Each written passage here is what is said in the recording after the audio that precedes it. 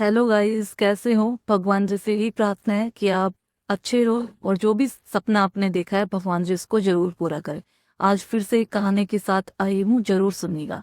एक बार एक व्यापारी होता है और उसको है ना बहुत ज्यादा मतलब बिजनेस में लॉस चला जाता है और वो बुरी तरह से परेशान हो जाता है। और वो अब सोचता है कि मेरा जीवन तो बिल्कुल ऐसे ही व्यर्थ है, अब तो मेरे को मर जाना चाहिए। ये सोचते सोचते वो जंगल में चला गया और भगवान से बोला कि आपने मेरा जीवन ऐसा क्यों बनाया, मेरा तो सब कुछ खत्म हो चुका है।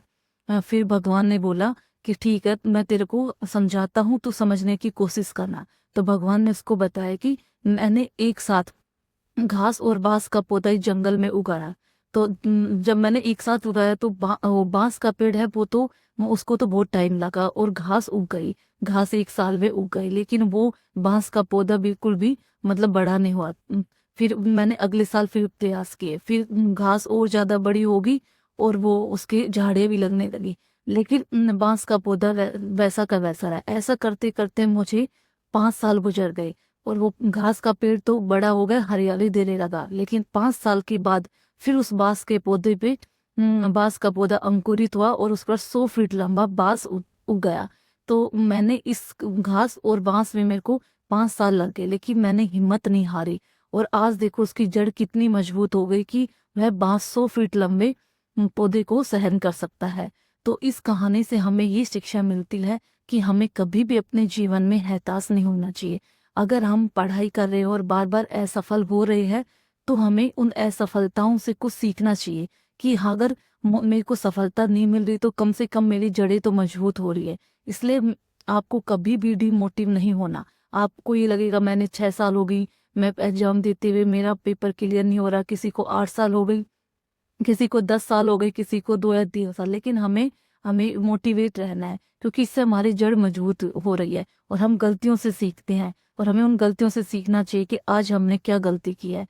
तो आशा करती हूँ कि जरूर ये आपको कहानी पसंद आई होगी। और अब जो आप मेरे को बताना आपकी रीट की तैयारी कैसे चल रही है और कितना कोर्स आपका कंप्लीट हो गया। और मेरा, अगर आप पूछ रहे थे कि दीदी आपको बताना अपना कोर्स, तो मेरा राजस्थान तो ऑलमोस्ट मेरा मतलब सिलेबस पूरा हो गया। बस मेरे ज्योग्राफी और इकोनॉमिक्स 2 सब्जेक्ट बचे हुए हैं सब्जेक्ट में, और शैक्षिक परिदृश्य ये अभी पढ़ना है। और आईसीटी तो मैं सबसे लास्ट में पढ़ूंगी, क्योंकि आईसीटी को कितना भी पढ़ लो वो हमारा मतलब सब्जेक्ट नहीं रहता, और एकदम से हम उसको पढ़ते हैं तो वो इतने अच्छे से याद नहीं होता। तो मैंने करंट अफेयर और उसके लिए साइकोलॉजी, करंट अफेयर और आईसीटी मैंने अभी नहीं पढ़ रही, कि जब लास्ट का 1 मंथ होगा तब पढ़ लूंगी। साइकोलॉजी तो मेरी पहले से सही है, तो उसको तो बस 2 दिन में ही कंप्लीट हो जाएगी। और आप भी अपनी पढ़ाई करते रहिए। और अच्छी न्यूज़ भी आ रही है कि अपने जो लेवल सेकंड है उसकी अच्छी वैकेंसी आएंगी। तो अपने पॉजिटिव है कि अपने सपनों को साकार कीजिए और आगे बढ़ते रहिए। भगवान जरूर और जरूर साथ देंगे। Thank you. अगर आपको वीडियो पसंद आए तो वीडियो को लाइक एंड सब्सक्राइब जरूर कीजिए। मैं देख रही हूँ भैंस को डालने की कोशिश करते हैं, तो हम बहुत मार।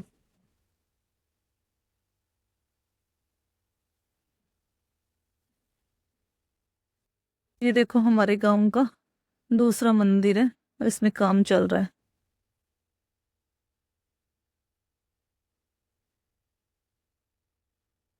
ये श्याम बाबा का ना हमें, ये वाला मंदिर शिव जी का। अच्छा, अच्छा, श्याम बाबा का एक मंदिर देखो इधर है। श्याम बाबा का मंदिर है। ये गांव का तालाब है और ये शनि का मंदिर है। बहुत सारे मंदिर है हमारे गांव में। पेट में ही एक साथ कितने डोगी खड़े हैं। ये देखो मैच चल रहा है, कबड्डी, कबड्डी का मैच हो रहा है।